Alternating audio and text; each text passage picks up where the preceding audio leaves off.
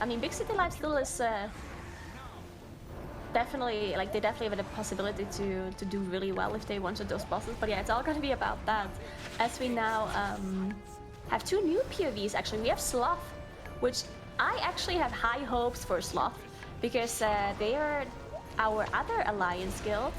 And let me check. Sloth is actually a pretty high-ranked Oh yeah. guild, or World 25th. Yeah, I remember at this the guild. moment. I'm pretty sure I watched the progress. Yeah, so I think they must be like the highest alliance guild, or one of the highest alliance guilds. They're a Spanish guild too. Yep. I believe, yeah, they're a very high-ranked world guild, right? You said like 25th, I believe? Yeah. They're definitely up there, and that means that they probably have a couple split runs under the belt as well. It looks like they're actually able to stack their comp. You can see in here for Huntsman Altamar, they have 4 Warlocks in their comp, which is actually a pretty solid strat. Now, of course, the value of Warlock does go down if you don't have some healing priest to PI them with, but still, they're just generally a very good class for the raid overall. Lots of cleave, lots of spell cleave for them to get that prolific rapture damage out on too, so definitely a good class to stack for this raid. Yeah, so definitely excited to see what they're going to be doing later on in the bosses as well. They are, like, are they already on Huntsman? Yeah, so they're already on Huntsman. And then we also see the other guild, Endeavor, which also started now. They are on their way as well to... Actually, they're already done with Huntsman, yeah. So they one-shot both Shriekwing and Huntsman. They're now down... I mean, look at the time. The Endeavor are actually faster than Sloth by quite a bit, right? They're 11 minutes into the raid, and they've killed 2 bosses already. So really fast by Endeavor, actually. I wonder if that's boss resets, maybe, or a little bit of inefficiencies and trash. Oh, Sinseeker Death's coming out for Sloth, though. 2 on the board there. They have at least 1 battle res available. They got the Hunter up, it looks like, or is that a Rogue? Can't quite tell on the raid frames right now from this POV, but they were able to get one of those 2 deaths up, so they'll be able to finish that off with only 1 DPS down. Just a little bit of extra time loss for them. But check it out, Endeavor taking it super seriously, going for the shroud skips here, and I believe they only have 1 Rogue. So if they want to get through all of this trash, they'll have to do a death skip here, but looks like that's what they're planning. You can see the druids running ahead there in stealth, not getting in combat. Everyone else will be able to just die here if they choose to. Or they could just be pulling trash onto the boss. Either one would be fine. Let's see. Yeah, I mean, that's also a valid strategy. We do see some deaths coming out. With the instant battle res. What is the POV here? Oh, it's a shaman. Okay, it's a healer as well, I guess. So the shaman could be the one battle resting as well. I mean, mass resting everybody. There we go. Mass rest coming out. And yeah, I mean, these death skips are definitely very efficient if you don't have the double shroud or triple shroud or however much you need to be able to get past. Because of course there's no death penalty like in M+, so you don't have to worry about that. We also see the AoE tome coming down immediately there as well. Pretty efficient. If people want to change their talents, they can just walk to that tome instead of everyone using their individual ones. And they immediately pulled as soon as everyone was alive. They didn't even wait for people to get healed up or to have food buff even, right? Like, they just kind of pulled without having food buff. I guess it's just not that important for time. Actually, I think it should be worth, no? 20 main stat for 10 seconds. I don't know how worth that is. Like, how much of a DPS increase is 20 main stat? It's like, what, 40 or 50 DPS per player? That's probably worth it, if I had to guess. I mean, you also have to consider that you keep it for an hour, theoretically, also for the trash afterwards, right? Yeah. Yeah, I don't know. I mean, I would imagine it's worth it. Yeah. But they don't think so. They're like, no, Clearly. You don't get that food. I mean, we also see Sloth now being able to get to that Hungry Destroy fight. Why is everything so dark for Sloth? Do they use this like dark potion, or does everything just look different for Alliance players? Do they have like a different point of view? It's probably just a stream POV thing where the guy has pretty dark color settings on his computer. Yeah, maybe actually, yeah. That's probably all it is.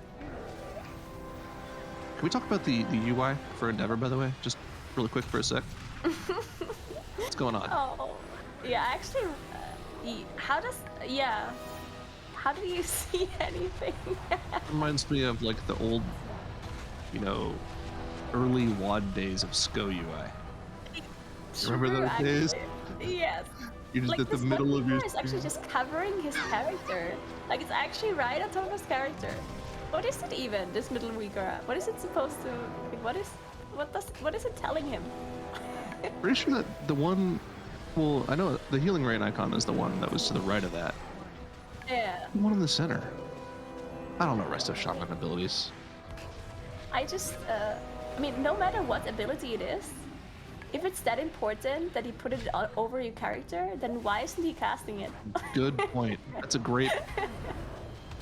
I don't know. I don't know the answer to that. Maybe they need to throw more water at their teammates to get rid of some of these auras so we can actually see what's going on the screen. Or, hey, actually, have you noticed this with specifically with Resto Shaman healers over every other healer? I haven't noticed them in particular with this yet, but I feel like every single Resto Shaman I've ever played with just has like an aversion to hitting their damaging abilities. Like they just will not hit lava burst. I have seen logs in an alt raid of a Resto Shaman casting 2 flame shocks and 1 lava burst, and that is it. That is all of their damage abilities for the fight. And it's not like they have to heal the entire time. They could press other damaging abilities. This was on Sludge Fist, by the way, where you actually get benefit from hitting your damage buttons because the boss takes double damage. But that's all the damage they did for the entire pull. It's just all Resto Shaman players are like this. I don't understand why. I mean, maybe because their UI is covered in weaker and they don't see their damage abilities. A little lava surge pop up if it's covered by weak auras. Sure.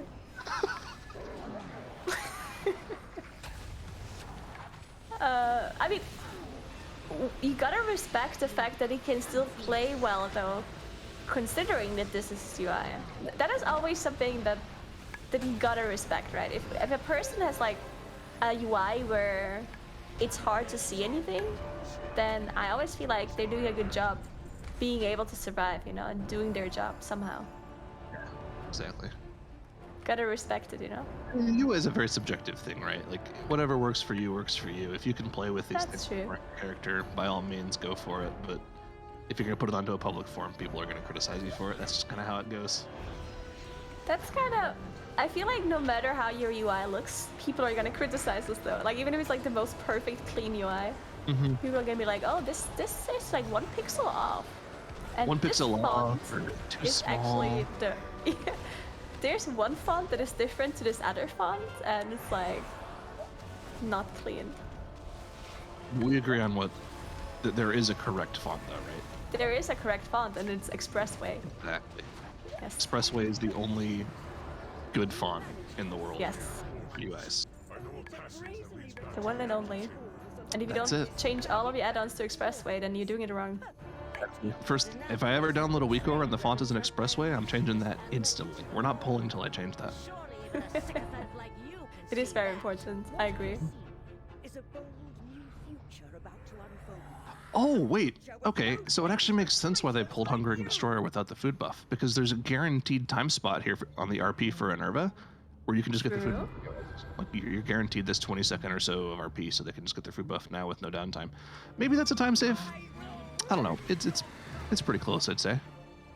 I mean, I'm actually pretty impressed by Endeavor here. Like, they're doing such a good job. They're so fast. I kind of want to check out, because I don't actually know their world rank. I don't know that guild. I quickly want to just check their rank. And I also checked the speedrunning rankings earlier. The ones that were, you know, like the best speedrunnings on Warcraft logs before this event started. And I checked where all the guilds were, and it looked like Endeavor... Wait, let me check them. They were... Yeah, they were just kind of not there. They're just not listed. Maybe they're private logging, actually. That could be a thing. There's some guilds who are private logging, and I know I get asked this question a lot. Nathria, why do guilds that are not going for world first private log? That's just kind of cringe how they're hiding their strategies and stuff. And I think the answer to this question is that some people don't have public logs because otherwise their players are padding for rankings, or other guilds are poaching their players through logs.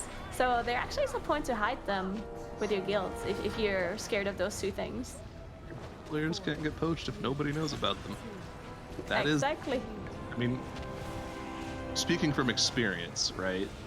From looking for players to recruit for a long time, even this past tier, if you go look at logs and you see somebody that consistently has like 99s every week on every fight, you're gonna want to talk to that player. And if those logs don't exist, we can't talk to them and we can't poach them. So there actually is a pretty solid reason for that. Yep.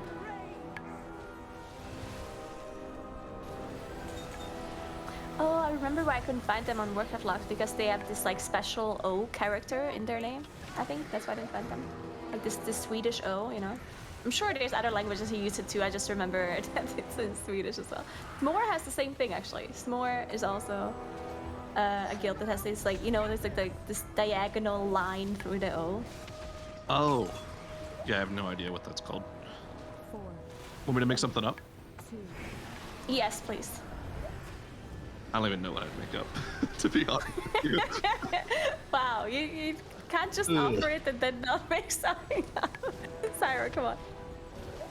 Yeah, actually, I have no idea. I mean, you can see it on their frame there at the top. So, yeah, they're on a pretty solid run now. Gonna get Nerva down as long as they finish this off. 22, 23 minutes. Not a bad pace for them at all.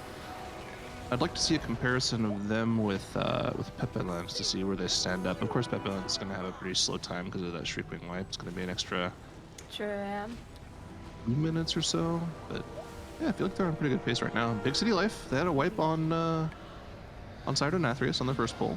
But they're still on decent pace, right? Remember that time from Imminent was 138, so a good Sire kill put them around the 140 mark or so. Not too bad. Should be good enough for top 8 based off what we've seen so far. Actually, it's a little too early to say that. I think Sloth made up some time at least. Oh yeah. Endeavor and Sloth, they both started at the same time, so they are the guilds we can compare right now, like head to head. And it really looks like Endeavor killed the first two bosses quite a bit faster with the Sloth, and now Sloth did catch up somehow. Must have been like the Hungering Destroyer kill time difference. Sloth must have had a lot of damage there, as they somehow did catch up. Endeavor is still ahead, but they have some deaths now actually. There's quite a few deaths for Endeavor, so that might be putting them behind. They are probably still able to kill a boss, but actually did they not die?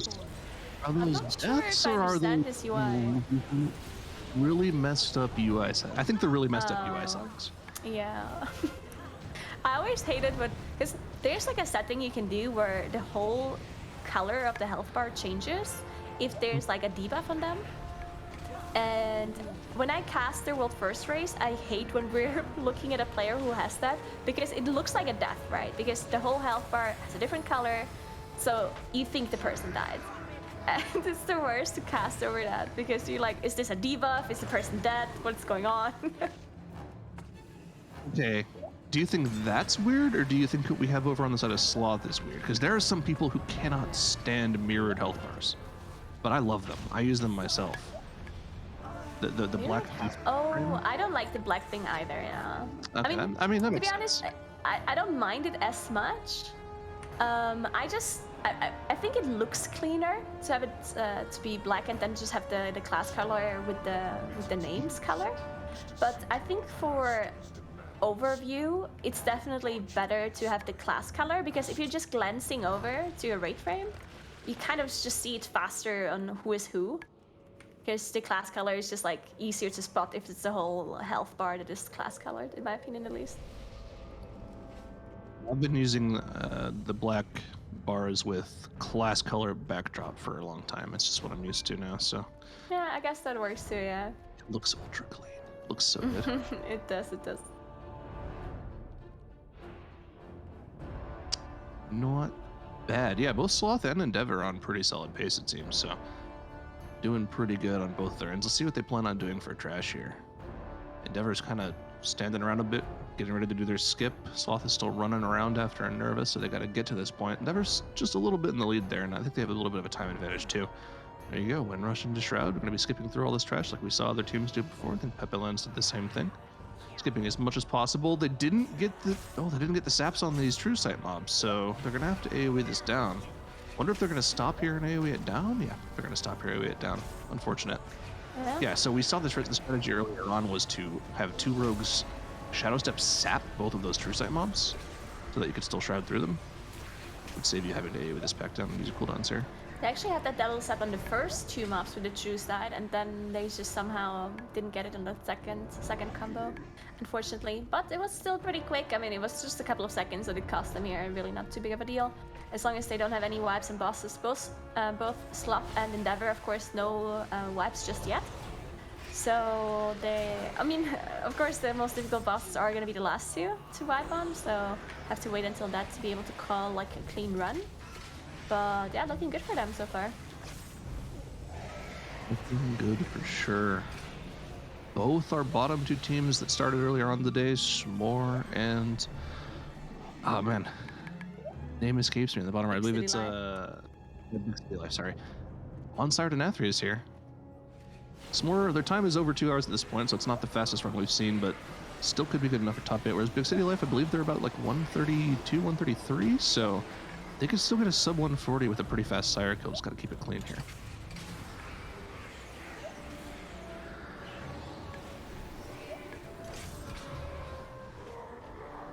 Oh, okay, so I just got linked the Warcraft logs from Endeavor. Let me link this to you as well.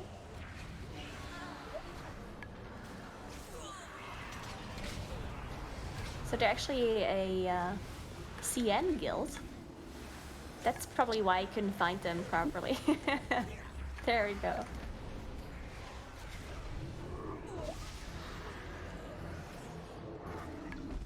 I didn't realize that. Cool. I'm a bit confused because it says CN, but then it says EU Hygel. So yeah, I'm a bit confused. Well, wait a minute.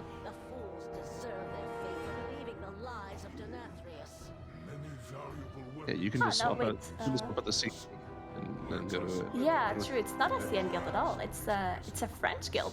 Someone trolled you. Get trolled. Yeah, I think it is French. Yes, it's a French guild. Okay, interesting. Yeah, Hygel is the French server. Yeah, there we go. Sure. So not CN after all. It is the French guild. Endeavor, the guild that you can see on the top left, which is doing a really good job so far. Sloth is, I believe, our highest world ranked guild when it comes to like the actual, you know, world first race. Then Sloth is our highest ranked guild. I believe that is out of those 16 guilds. Unless, I mean, Vodka, what's their world rank actually? I couldn't tell you. Let's go look. I'm pretty sure they were top 40, but I don't remember what their actual end rank was. Not top 20. Not top 40, I'm wrong. Where did they finish? 58th, so. Okay, so Sloth definitely our best, as far as I'm aware at least, our best guild when it comes to world ranking, which of course doesn't have to mean much, right? Because obviously all of those guilds have cleared CN, so it's just about clearing it the fastest, which of course, you know, doesn't really matter when it comes to the world rank, because the world rank, I guess, is also pretty dependent on how much you're raiding, right? If there's a guild that raids 7 days a week and another guild that raids 3 days a week, then it's going to be impossible for you to compete with the world ranking of that other guild. But when it comes to speedrunning, theoretically, you could obviously be quicker. So yeah, this is very different when it comes to competition compared to the world first race. So the world ranking doesn't have to mean much. The only thing that it does actually affect, which we talked about earlier a little bit, is the fact that the higher you are in the ranking, the more committed you probably are for the world first race, and therefore you might have multiple characters for that split run, for the split raids, and therefore you're more like it's a possibility for you to switch up your comps easier for bosses and stuff. That would be the advantage. But we see S'more now downing Cider and Nathria actually. So yeah, I mean, S'more did manage to get it done. They did struggle quite a bit overall, but just really glad they managed to get the Cider and Nathria done, and they might still be able to qualify to get into that top 8 spot, depending on how the other guilds are going to be doing. Oh look, there it is again. Top middle of the screen. Same week aura. Shows how much health. Oh yeah, true. Interesting. Ah, I like it. I would love to have another one of those for progression. Also, just peep the font for all the Weakoras. Man of culture. Got that expressway going. Love that. I like it, I like it. Keep it up. I like the CI, it's pretty clean. You get everything just set up at the bottom there, just kind of perfectly clean setup. I like it, I like it. Well, the cooldown timers and the health frames aren't using expressway, they're different from okay, I take it all back. It's different. Yeah. Also, some of his Weakoras are just kind of like directly over.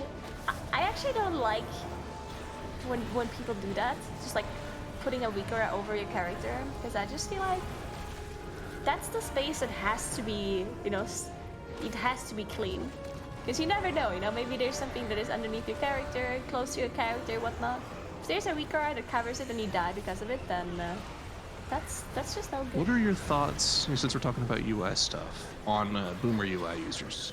Or Viewport, as most people will know it called. Boomer UI users? Viewport. The thing that squishes your screen and puts a black bar at the bottom, so that you can put add-ons and stuff down there, but not actually remove your view of. I've never seen that. I believe Navy uses it for us. Killers used to use it. I don't think it's that popular anymore, but I remember it was something that people used to do so that they could put add-ons on the side of their screen and not actually like impact what they see. I mean, theoretically, that's. I mean, I don't hate it, I guess, but the. Yeah, I don't know. I mean, I guess if you have like a really big screen, Uses it too, yeah, that's you right. could do it theoretically, you know, because like the thing with big screens is, right, like some people have like huge screens, and then things are so far apart that you have to like turn your head to see it. So if you have like one of those like really big screens, then I would say it's not too bad if you use that. Yeah, that's one of the most weird things I always get with UIs is when people are like, oh, the center of your screen is so cluttered, how can you tell what's going on? It's like, I mean, it's cluttered on purpose. I want all of my important information to be right where I'm looking the entire time. That's true. Right? I get it. I feel like that's just the best, most efficient way to make a UI, but I guess there's different ways of thinking about it. Big City Life, though, finishing off this run pretty strong with this Sire kill. Gonna be an hour and 42 minutes, almost on the dot for them, just a tad under. Gonna be, I believe, the That's not third bad. fastest time we've seen so far from our team, so not too bad. The for them. second even, I think. Oh no, third after imminent. Yeah, true. So yeah, not too bad for them. Good run. Hopefully that's good enough for them to qualify for top 8. Looks like we just have Endeavor and Sloth to look at right now, who are both dealing with middling bosses of the raid. Actually, both on Zymox at the same time, and both very low percentages on the boss. And Sloth, you know, somehow, some way, has kind of clawed their way back. They were behind Endeavor for a lot of the time here, but they've looks like they're going to manage to get Zymox down first. Yeah, I mean, both of those guilds having incredibly fast runs. You can look at the timers underneath for both guilds, for Endeavor and Sloth. You can see 20 deaths for Endeavor, but that's because of that trash skip they did, I believe, between Huntsman and Hungering. That a lot of people go down there, but other than that, they were incredibly fast, both Sloth as well. Endeavor is... Oh no. Oh no. Oh, they have the Ankh if they want it, but can they get through the rest of the boss here? I don't think so. It's gonna be the worst type of wave. It's gonna be a wipe. Oh man. Oh no, and they were so low on the boss as well. Ooh, that's actually devastating for them. I think this might have been another caster curse issue where we just called out for them being so good and doing so well. Oh no, that is very unfortunate for them. Zymox really is a boss where things can go out of hand so quickly, like especially with those seeds, or if you're missing out, or if a portal is in the wrong spot, if you're missing one of those speed cooldowns when the pull-in happens, if a tank doesn't manage to get out. You know, there's like so many things that can go wrong for this fight, and especially when it happens at the very end, it just really is unfortunate for a speedrun like this. Oh yeah. I think the thing that I'm most impressed with so far with Sloth is the fact that they're able to keep it clean. No other group so far has managed to kill every boss without a wipe, and I think they're really kind of showing that prowess, that experience that comes with being a top end, world first progression guild. You kind of get used to playing safe and not having any major mistakes go off in your raid. So they've been doing a pretty good job of doing that so far, and we'll have to keep an eye on them, make sure they keep that true going forward. Of course, these first 7 bosses, we've been over this before, are quite a bit more simple than the last 3 bosses, so that's really we're gonna have to keep an eye on for them. Yeah, so far so good for Sloth, and just really unfortunate wipe here for Endeavor. Yeah, definitely can still make up the time in case they do one-shot those last few bosses, which is something we haven't seen from any other guild. All of the guilds have wiped a couple of times on SLG or the Nathrias or both. Actually, I think we only saw one guild one-shot SLG, I think, and it was Pepe Hands, right? Mm-hmm. So, yeah, only Pepe Hands managed to one-shot that boss, and nobody managed to one-shot side of Nathrias. So definitely still a lot of improvement possible here for those times. Pepe Hands did have that fastest time, the new world record actually for speedrunning, which is 1 hour 24 minutes, and they wiped a couple of times on Sire and also wiped once on Shriekwing. So if there's somehow a guild that managed to finish all of the bosses first try, they're definitely able to beat that time. And I mean, how fast, if you look at the time now from Pepe Hands, how fast Pepe Land, sorry. How fast do you think can guilds clear their raid if they one-shot everything? I think very close to 1 hour on the dot is possible with a fully stacked raid comp, 0 wipes, very few major deaths. That's probably about as fast as it gets. It's pretty hard to go too much faster than that. Also, keep calling them Pepe Hands. They get really mad when you call them that. It's kind of funny.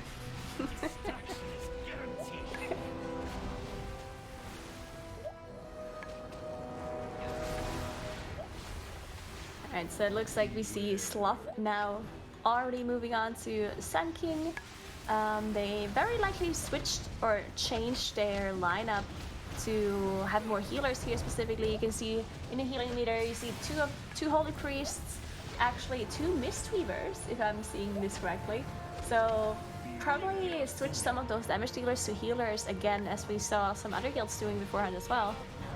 Really known strategy for this boss, because of course you need to heal a boss, and the faster you heal the boss, the quicker the fight is going to be too. So it makes sense to stack healers. You can see the Mistweaver bubble as well here on the boss too. That's probably why Mistweaver is not even that bad, right? Because the bubble, doesn't it increase healing? Is it only from the Mistweaver, or is it also from other healers? I'm not actually sure. Again, could be good. I said this hours ago, I have no idea how Mistweaver works. So I'll just make something up and say yes. Sure. It works exactly like you said. Okay, nice. I like it. Even though it was an either or question, but I do like your answer being yes. Going with the old Sloot answers. So yes, Sloot, what do you think of this competition here? Yes. Oh, okay. Well, thanks for that one, Sloot. Okay, let's hope Endeavor can finish off Cynox this try. It is their second try, unfortunately. They did wipe earlier. Sloth, though, on Sun King is looking really good. I also have a hard time seeing the... Is the boss, like, dying right now? Oh, yeah, they're on the last phase right now. That is straight. Okay. There you go. Sun King does. I was a bit confused because I thought maybe it's got a negative nameplate as well. You know, you never know. Okay. The people have negative rate Negative unit frames for nameplates. That's some bad. No one should ever do that. That's... Yeah, don't do that. You should go to jail for that one.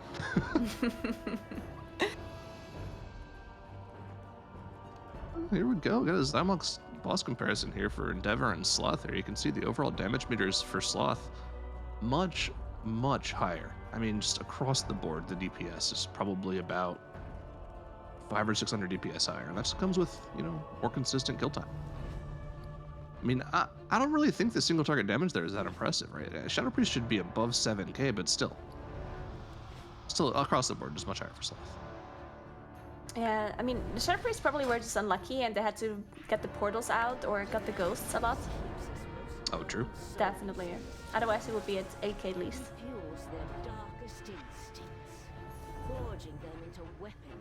I mean, the thing about priests is they do great damage, but you have to remember they don't do any mechanics on the fight, so they can just sit there and do damage. That's right? actually very true. Also, I have this feeling that, you know how there's some bosses where the same people always get targeted by all of the abilities? Like, this for sure is a bug. I'm just not sure what is causing it, or if Blizzard even knows that this bug exists. But yeah, there's definitely... It's not a bug. It is intended, you say? Well, it's just a really crappy way of coding the fight. But That's how it's coded then.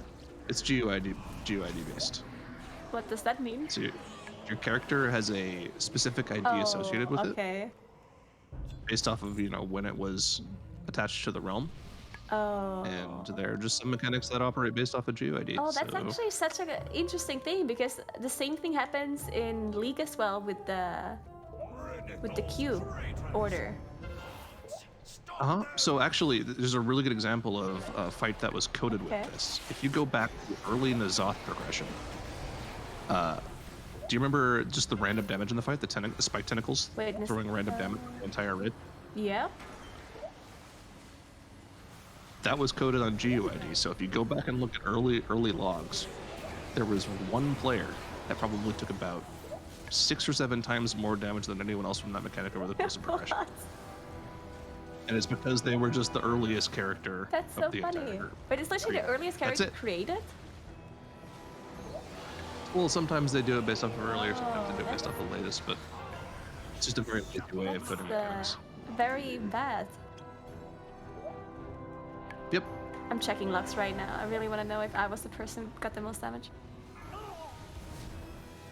You want to know why I know about it? Because you were... It was me. I was the one getting fucked by spike tentacles, man. I got destroyed.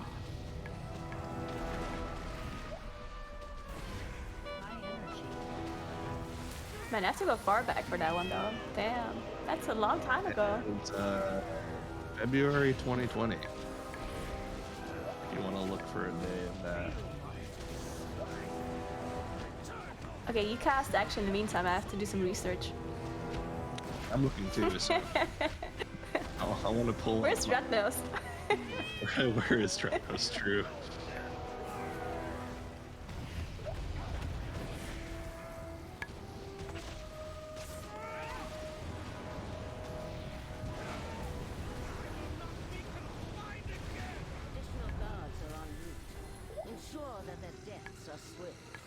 Okay, damage taken.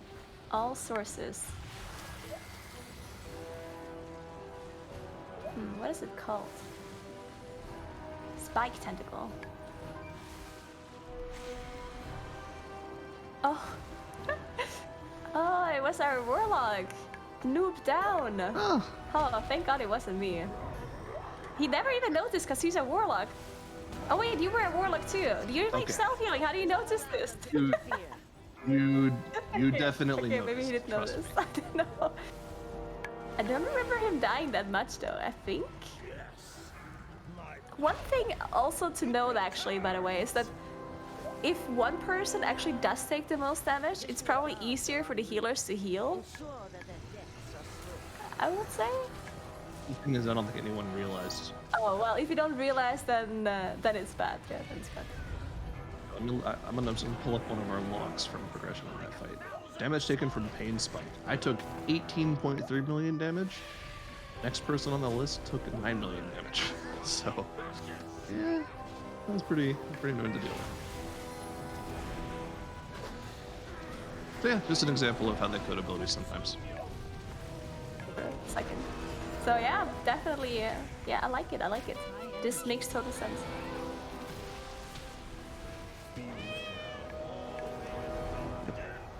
All right, Sloth cruising ahead here. Now I've pretty much established an entire boss lead on Endeavor here. They're gonna be killing Council of Blood probably around 46.5-ish minutes, if I had to guess. So that's a pretty damn good pace right now, if I do say so myself. They might be very close to like the 1 hour 5, 1 hour 10 minute mark if they one-shot the rest of the bosses, based on how fast they are right now. Yeah, they're actually doing an incredible job. I guess Council is one of those fights where you kind of can't really make up much time because the intermission just always happens percentage based on the boss, so there's not like you can skip something or anything like that. Of course, you can kill the bosses faster outside of that 50% intermission phase, but that's about it. So we'll see how clean they are.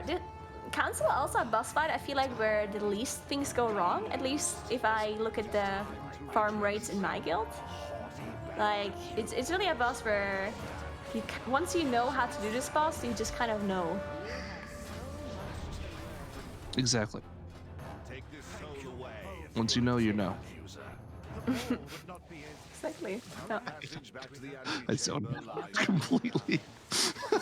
Council of Blood is such a long-winded fight where you have to do so many intermission phases that it's so easy to zone out on this fight. It's one of those fights where you just kind of shoot the shit the entire time, so to say. And like the last phase, you actually have to do something. Yeah, exactly. It's just so funny because I played Moonkin on this fight, right? And Moonkin, of course, is the person that kills those waiters and looks really good on damage, but it's not actually doing a lot of effective damage. And I recently played Warlock for the first time on this fight, Affliction Warlock, and it's an actual nightmare. I mean, like the amount of times I was like, oh, I can press my cooldowns now. Oh wait, no, never mind. An attendant is spawning, and then it's like, you know what? I'm gonna press my cooldowns after this attendant is gone. And then we get like one of those dances where you have to walk around. And then I was like, okay, I'm just gonna press my cooldowns after I'm done dancing. And then I got the debuff where I have to jump. And then I'm like, okay, I'm just gonna use my cooldowns after I'm jumping. And then the boss was in 50% and the intermission started. So that's the. You get Dark Recital. Yeah, no, it's a pain. You just have to let it rip sometimes. You just say, I'm standing still. Just heal me. My trick is I just play Absolute Corruption, which is awful. Okay. But I play it anyways, and I just pat on the waiters. I like it. I steal all the boosting damage. Oh, they have bad timing right now. Ooh, they have the Dark Recital on top of. Oh no, that's actually so. No. How did they live? They own. Oh my god. That's just top end. Oh no, wait, there's a mage in the ice block though. That's not very good. Oh, he doesn't know where his spot is. He doesn't know where his spot is. Oh, no. He's gonna die. He's dead. Yeah, he's dead. There's the cauterize. Cauterize. Oh, healing. Oh. Oh, well. Another person died too. Unfortunate. How many bosses do you have alive? Oh, 2 still. Okay, well, I mean, they're still gonna be able to do it with 1 person. All right. Yeah, that's fine.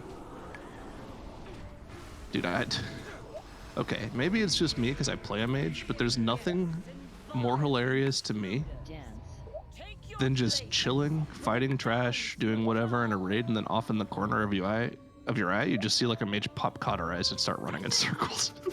It reminds me of the end of BFA, where everyone was just playing WoW, but Mage was just literally spending their entire time playing the corruption minigame. It's good. Minigame? Corruption minigame where you just had things from beyond chasing you the entire time. Oh yeah, I see.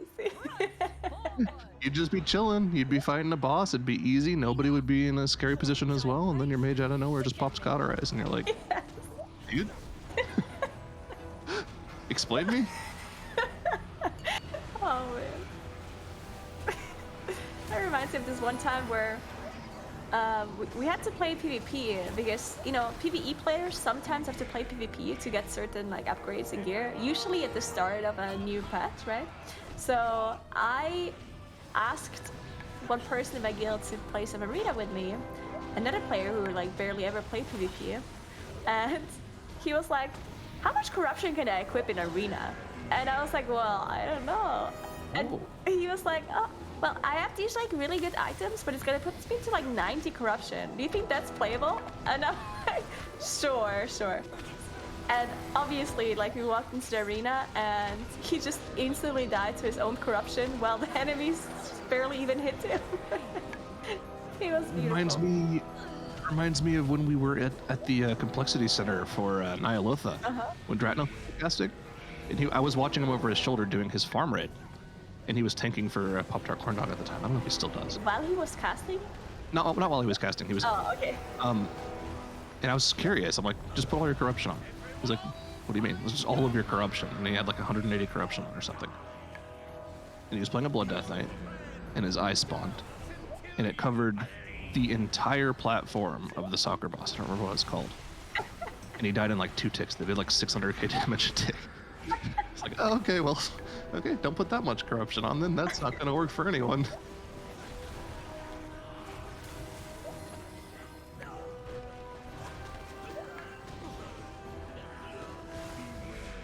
I do not miss corruption actually, but it did create some funny moments like that actually. Oh, yeah. Oh. I believe there used to be a mechanic in game that just slowed you randomly. That was fun. Yeah, that was so random too. Oh man. Alright, so it looks like Sloth did arrive on Sludgefist now. Let's see if they can one-shot this boss. We've seen some guilds struggle in this fight before. Had some wipes happen. But they should be ready. I mean, I would say that Sludgefist for sure is the easiest fight now compared to SLG and the Nathria. So from the last 3 bosses, Sludgefist should be the easiest one, considering that the damage check on this boss is not really a damage check anymore. You literally just have to survive and the boss dies. So, which, I mean, to be honest, it's still not that easy considering how this boss works, because a lot of things just instantly kind of wipe you if you make it wrong, if you do it wrong. But yeah, definitely the easiest from the last 3.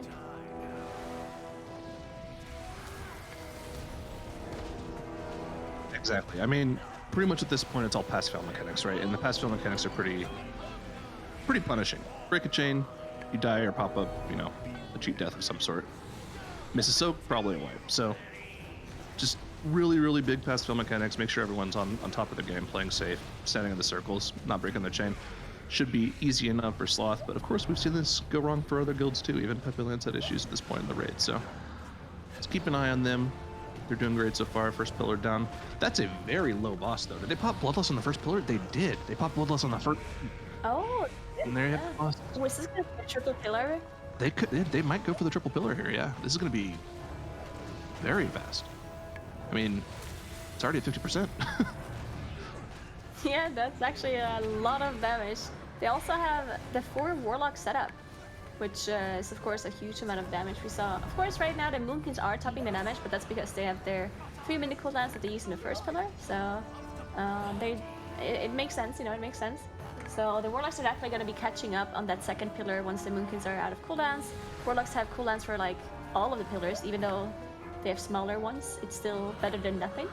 So yeah, very, very consistent Warlock damage coming out from the 4 Affliction Warlocks that they have. So let's see how low they can get the boss here. It's actually impressive how much damage they have. It's crazy. Just checking the achievements. Mid-burst phase.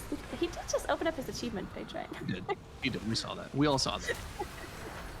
So yeah, this burst phase didn't go down too quickly, but the big deal is going to be how low they can get the boss in that 3rd pillar, because all other 2 minutes are going to be coming back up. The 2 minutes for the Warlocks, 2 minutes for the Rogues. Boomkins, unfortunately, will not have their CA up, but they might just convoke it to try to kill it without CA, if I had to guess. So, oh, yeah. See how low they get it. They might just flat out be able to kill it or get it low enough to finish it off. Be impressive. 1 death for them. They have the battle res though, so shouldn't be too big of a deal. Is that a hunter that died? I think it is. Must be, right? It's always hunters. Always hunters to raid AoE. So how low is the boss here? Looks like they have it at about 35%. So being able to burst it down on a pillar, even with just 2 minutes up, would be very impressive from 35%. But we'll see. I think they'll probably get it sub 10%.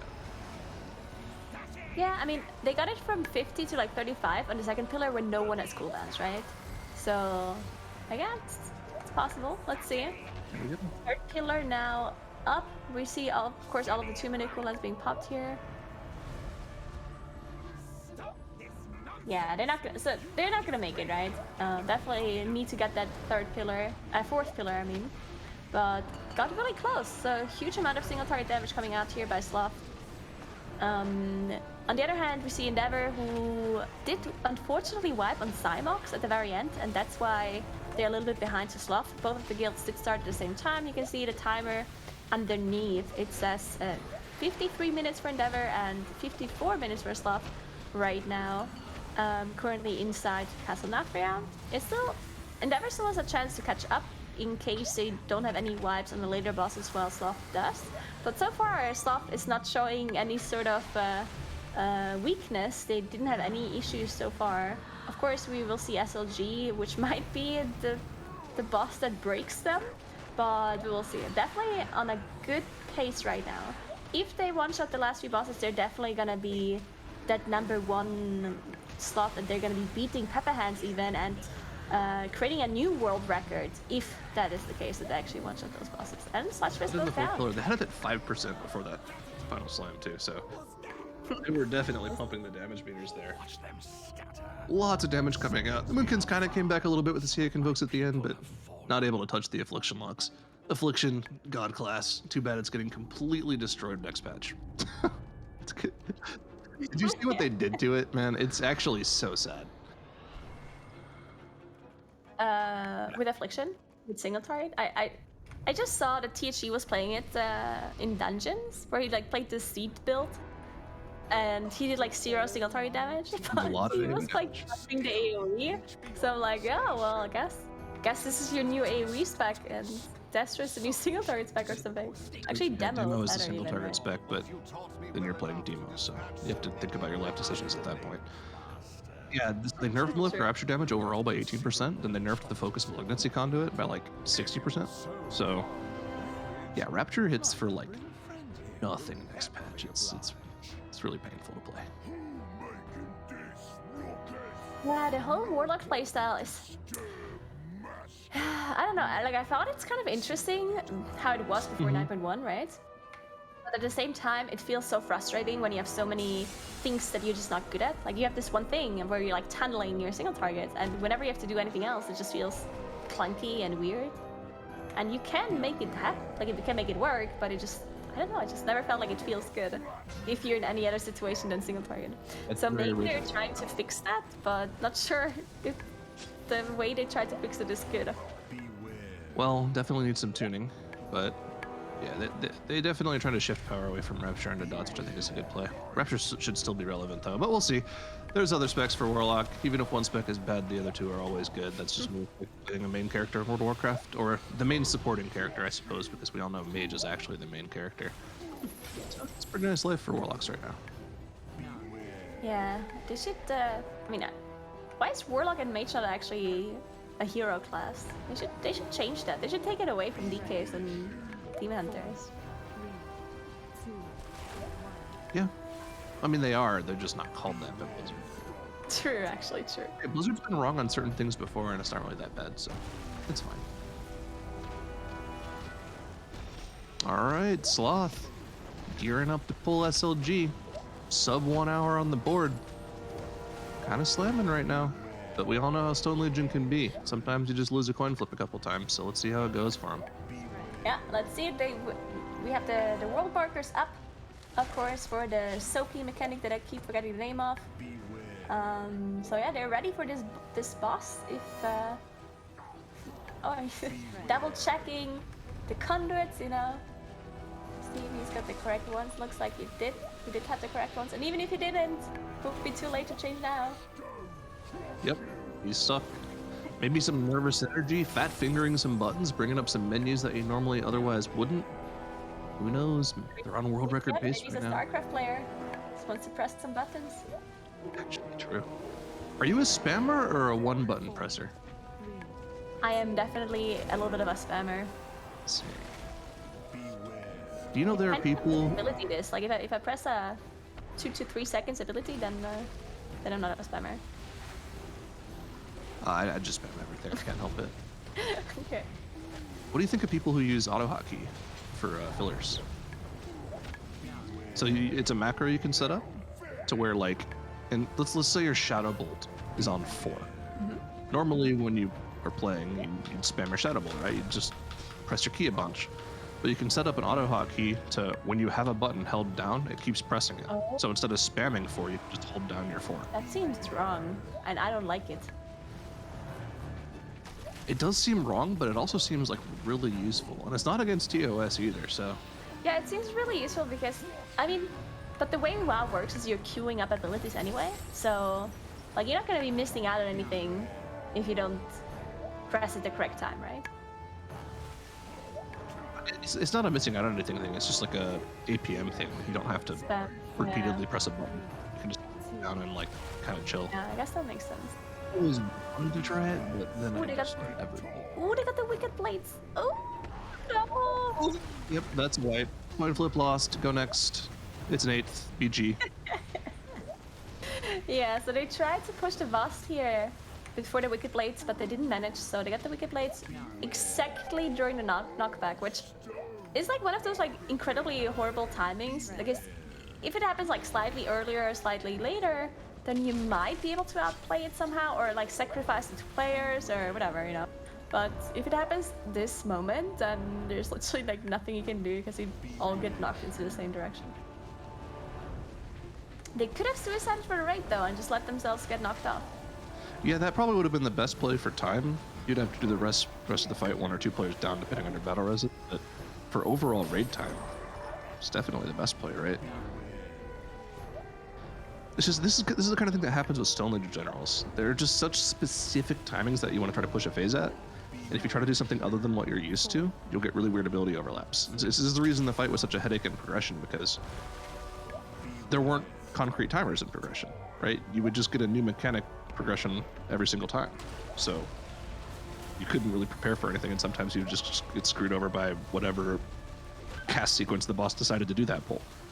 And then they eventually started fixing a little bit of that, and the fight actually became killable. But it's still a headache now to deal with, which is why you see some guilds go with this super slow strat of like just waiting for the same specific time every single week, even though you technically could push it faster. You just don't want to deal with that random RNG of the fight throwing something new at you. Definitely not too much fun to play against random timers like that. But we now see Endeavor also one-shots Sludge. So the only wipe they have still is that Cymox wipe. They are moving on now to SLG as well. So theoretically they still have a chance to catch up a little if Sloth makes any more mistakes here. They already have 1 death actually. They did get a battle res back up. Actually, you never really know if it's a battle res on this fight, because usually the rest of shamans just run Ankh Totem usually because of the debuffs. Yeah, see a quick replay of exactly what happened to them there. And you can see it was just the Wicked Blades coming out right as they got knocked back. Now, the thing is, we talk about how there's no counterplay to some certain lineups, but there is specific counterplay to that one. You can wait to dunk the orb until the Wicked Blades have gone off, and then your entire blade doesn't get knocked back into the blade, so a little unfortunate for them. We got the multi-POV for both squads coming out here, as both guilds are now on Stone Legion generals at the same time. That wipe for Sloth is given time for Endeavor to catch up, so yeah, it's getting pretty close here. Is this a completely like unique positioning on SLG? Or oh no, they're doing trash, right? Yeah, Endeavor's doing trash. Okay, never mind. Oh, another wipe for Sloth, unfortunately. Also, if UI things, Warlock Omi on the bottom right has just green backgrounds. Interesting. Huh, I like it. He's running the green flames, so he also has to have the green backgrounds. I can see eyes in. I kind of like it actually. Yep. Also, bottom left we have a Moonkin as well. Big Moonkin players. Oh, I know that UI. I know what UI that Moonkin's using. Which one is it? If we could swap to that for a second, the Moonkin from Endeavor. Would love to see that UI a little bit closer, because I think I know exactly whose UI they're using. I believe that is Atrocity UI. Oh.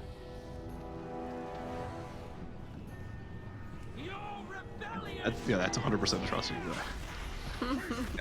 Yep. One of my guildies.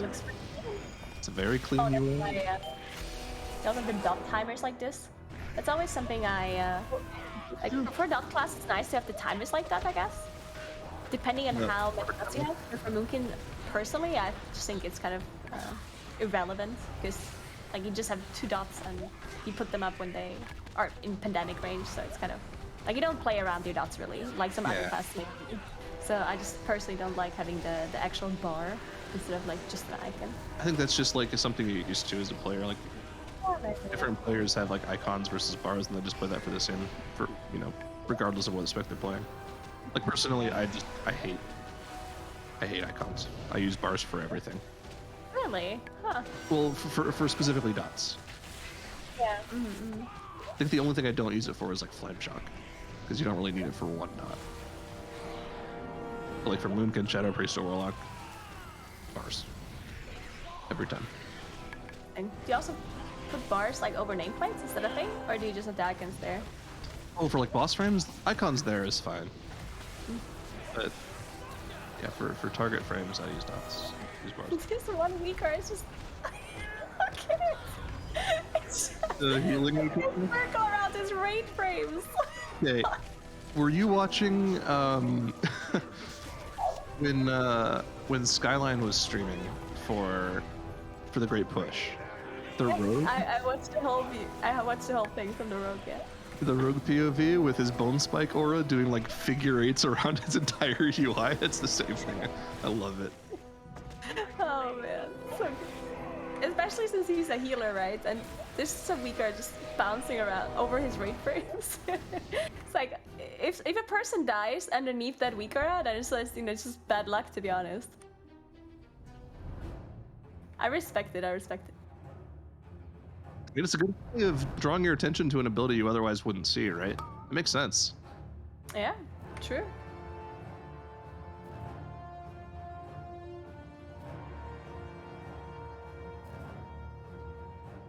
All right. Why does it say backup star when there's no AoE happening? Couldn't tell. I think their weaker is broken.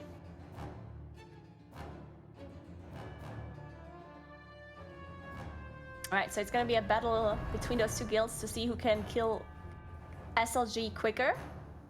Looks like we see an intermission trigger here for Endeavor, while Sloth is already in that second phase with everybody alive, so theoretically if Sloth kills the boss now, they're gonna be slightly ahead. Not a big difference though, if Endeavor kills this try too, which you never know. So many things can go wrong still.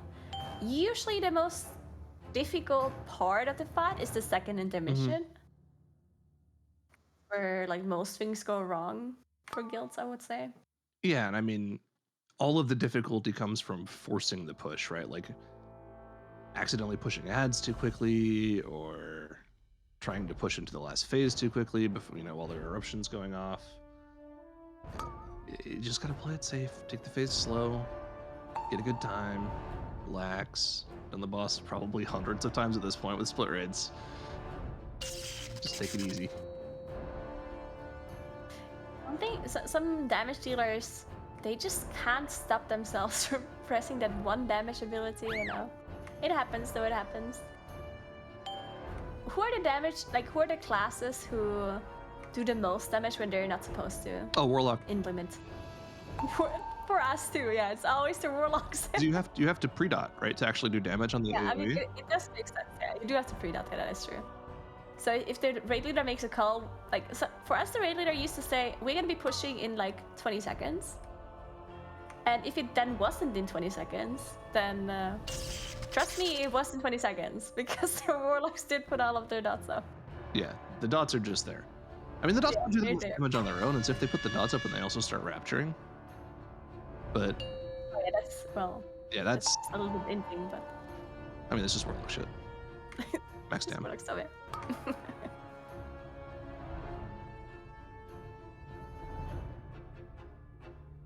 So it's looking good for Sloth as well. They have 2 deaths actually though. So wait, are they any? They're still phase 2, right? Or is that last? Looks like they're both. Okay, so it looks like Endeavor, yeah, they're finishing up phase 2 right now, whereas Sloth has just now pushed into P3. Oh, they can still do it even with the 3 deaths, right? Yeah, they'll be fine with the 3 deaths, I believe. Oh, and the Wicked Blade's going to the right, not to the back. Nice. It's pretty normal. Yeah, now it's just backup when it's just happening, or it just happened. Interesting. Maybe it's like future, it's like get ready to back up square in the future, maybe, possibly. That was some leaping into melee with the earthquake thing, huh? He's trying to kill his team. But he didn't, so good play from him. Okay. Just because nothing bad happened doesn't mean it was the right play. I mean, are you sure about that? Because he did more damage leaping in earlier, so he True. Oh, 5 dead.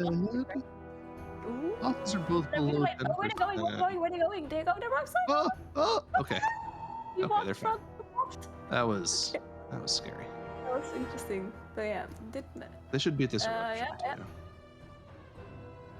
Yeah, they got it. They got it. Yeah, they're fine. Oh. Uh-oh. Soak. The other one's not dying. Starting to soak. Okay. They hard committed there. I like it.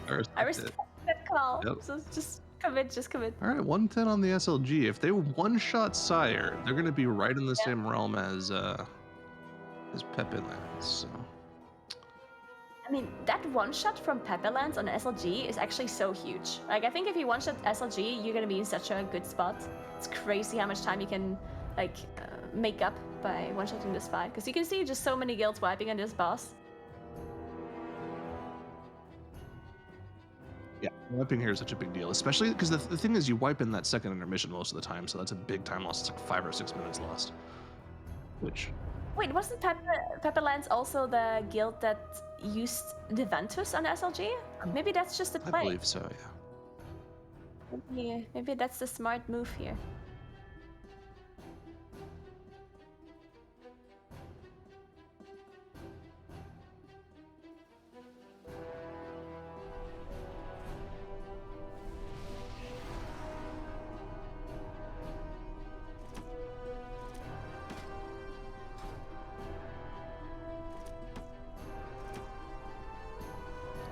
Alright, so it looks like they're just waiting a little bit for the RP to be done here for Sire.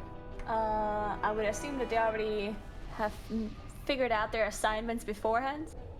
It's usually how it goes in my guild, where we actually have like a spreadsheet where like our officers figure out the lineup for each boss before every farm raid, and then they assign whatever people have to do on each boss. And we get like a reminder on every Thursday. It's like, make sure you really read the spreadsheet to see what kind of assignments you have. Of course, people never read it, but it's nice to be reminded every week, and then just still take a 5 to 10 minute break before the important bosses so people can read up on the assignments anyway. Let's see usually how it goes. Yeah, I vibe hard with the spreadsheet, telling people what they're doing each raid.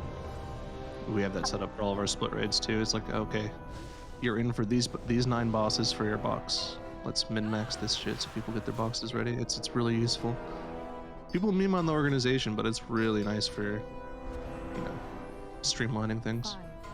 5, 4. I mean, we're also people also meme on our, because we only raid twice a week, right? So our officers are like creating these incredibly detailed spreadsheets where they look at the logs of other guilds, kill the bosses, and like copy exactly like their strategy. And then it says like Nagura uses cooldowns at 1 minute 15 and uses Stampeding Roar at 2 minutes 33, and like all of that stuff is getting assigned, even Stampeding Roars and like all that stuff. And it seems silly, but if you only raid twice a week, it's kind of important to save time on that kind of stuff. You know, and that's why you can still, you know, have a good world rank even though we only raid twice a week, and it works, and I love it. Especially since I'm not the one making this. I mean, you might think that that's kind of insane, but there was actually a guild in North America a few years ago called Promethean, whose raid leader actually had an add-on that he made in-house that actually just did all that in the add-on. It was required for all the raiders to have the add-on, and it had all that stuff pre-programmed into it. So if it was your time to roar, a button would pop up in the middle of your screen that said, roar. Really? Kind of nuts. I mean, I like it, I guess. It's not. I mean, it reminds me of this weak aura that we had inside Nathria's last phase.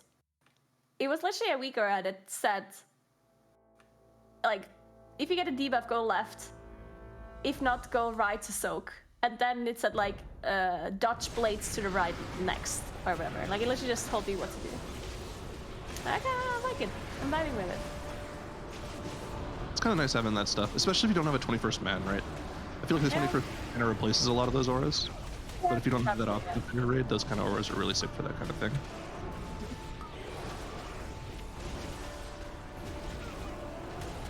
Kind of crazy how, like, mandatory having either high-end strat people or like private WeakAura creators the raid race requires now.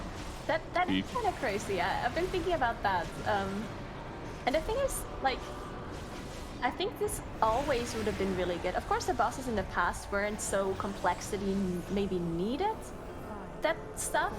But when I think back, I mean, there's definitely some bosses where we wasted a lot of time because the WeakAura people needed to write WeakAuras. Like, I remember Archimond, where Potom wrote this, like, radar WeakAura, and it actually took him quite a long time to write it, of course, since it was goddamn radar. So we had to like take breaks a lot, and like in between wipes he would like continue coding, and then he did a try again, and then he coded again. You know, if he would have been a person outside, then we would have gotten the WeakAura earlier, would have wasted less time for sure. So that's definitely really cool to see that all of the guilds have this kind of stuff now, this like high-end tech with like the outside WeakAura writers and the outside raid leader. It's really, really cool. I like it. I remember that WeakAura. I still have that WeakAura. It doesn't work anymore, right? It doesn't work anymore. It's been broken, but I still remember looking at all the code and being like, damn, he did this during progress. It's pretty impressive. Alright, Sloth into the first P2 here. I mean, let's realistically look at the time that they have left, right? They probably have, it's about 2 more minutes in this phase. 2.5 more minutes in this phase. Then the last phase of itself, P3, is another 2.5 minutes. So if they kill at this pole, they can stop their timer at probably like 120 and change, maybe 121, which would be right up there with Pepe Lens. Be a pretty solid time, probably guarantee them top 8. So playing for a lot here on the side of Sloth, going for that yeah, top end spot. It's looking pretty good. I believe they haven't used rest just yet, so yeah, definitely a good way to be able to kill the Nathria here. This is their first try, right? If I'm not mistaken. Could be their second try too, but either way, they're really fast. I think it's yeah, I think so too. They're already done with that first, with the second set of ads here, the special ads. So they're now in. The rest of phase 2 is usually really easy. Like this initial phase where you have to deal with the named ads can cause, you know, some wipes, some problems here and there. But outside of that, the phase not too difficult anymore. The only thing that still can be an issue is like the impales, and outside of that, you just have to dodge, which shouldn't be a problem for Sloth. They are the world ranked 25 guild, as far as I'm aware. At least it says so on WoW Progress. It's possible that because WoW Progress doesn't actually track Chinese guilds, right? So they're probably not as high if you get the Chinese guilds in. I should be using Radar, but I'm so used to WoW Progress when it comes to like things. So it's literally like written into my memory if I'm looking for raid rankings, I go to WoW Progress. Isn't WoW Progress actually like shutting down pretty soon, or is that World of Vlogs that I'm I don't know. That'd be sad. I really like, even though that's actually a thing that Workshop Vlogs is implementing now with the recruitment, where they actually have a recruitment section, because that's always a thing that I really liked to look at in WoW Progress, where you basically can just filter the guilds onto like how many days are they raiding. Oh no, I went down. Now you can filter how many raids a week a guild has, you know, what they're looking for, and when it comes to recruitment and stuff. And I always used to use WoW Progress for that kind of stuff whenever I was looking for a new guild, whenever I wanted to join a guild on my alt or whatever.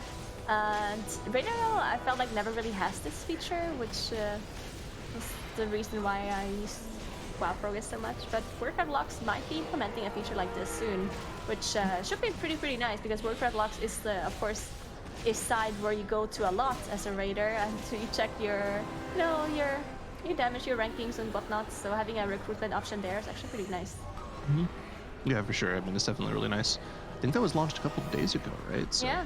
It's pretty nice option, especially for guilds that are like really going through recruiting troubles, especially with, you know, a tier as long as this one. I'm sure there's a lot of burnout, a lot of players quitting.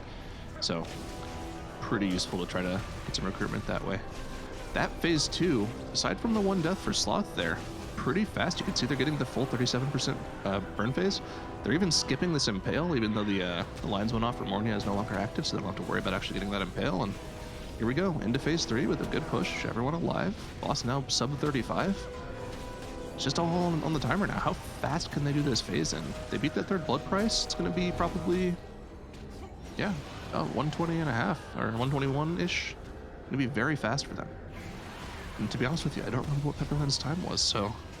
I think it was 121. 121. So... Was it below 121?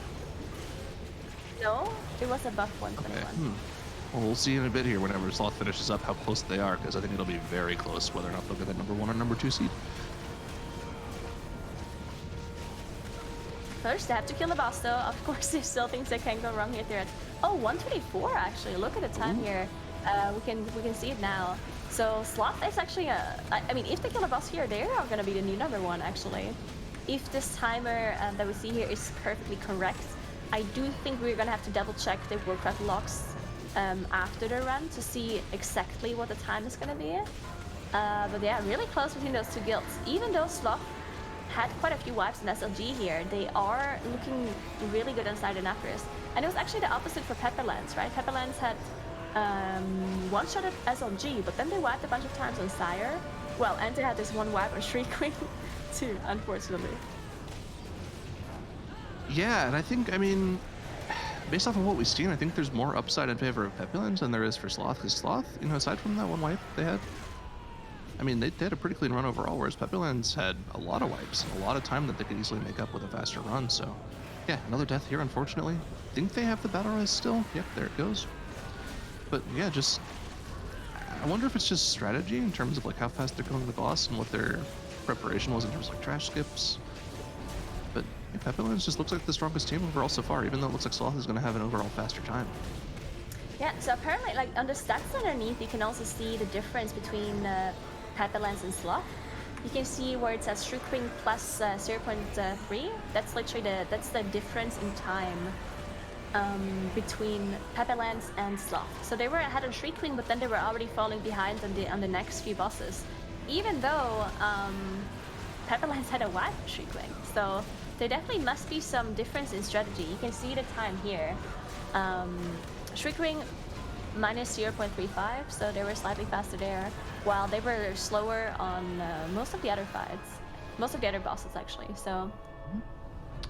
Well, there it is. Sloth, taking our number 1 overall seed. The 121 is the change. Pretty fast time from them, pretty clean run from them. Let's see how Endeavor's able to clean out the run, because they're on a pretty fast time, too. It's not